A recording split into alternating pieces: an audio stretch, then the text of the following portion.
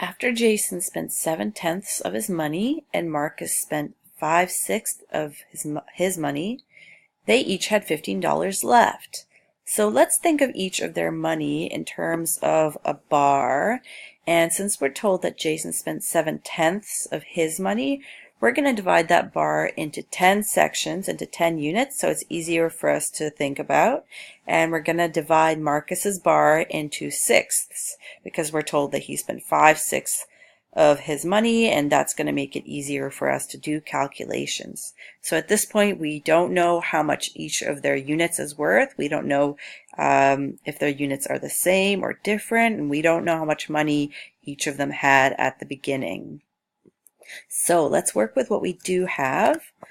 So we're told that Jason spent 7/10 of his money. So he spent, out of these 10 units, he spent 1, 2, 3, 4, 5, 6, 7 of them, which means that these units represent the money that he had left over, and we're told that that was worth $15.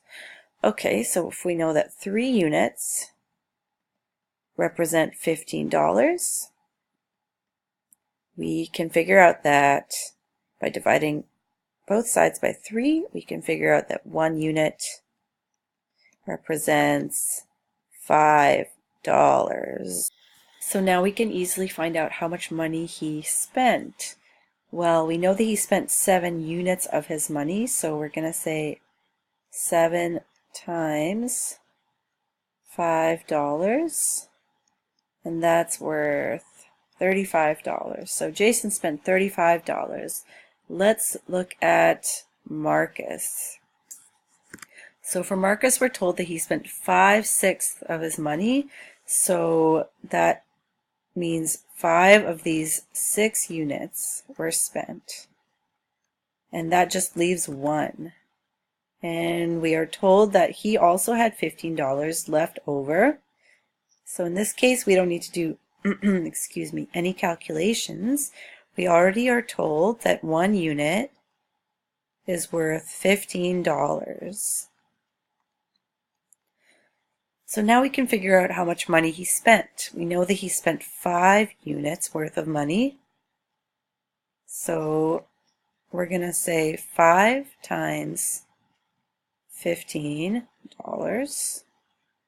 which is equal to $75. So Marcus spent quite a bit more money than Jason did. Now the question asks, how much money did they spend altogether? Well, $35 plus $75 is equal to $110, and that's your answer.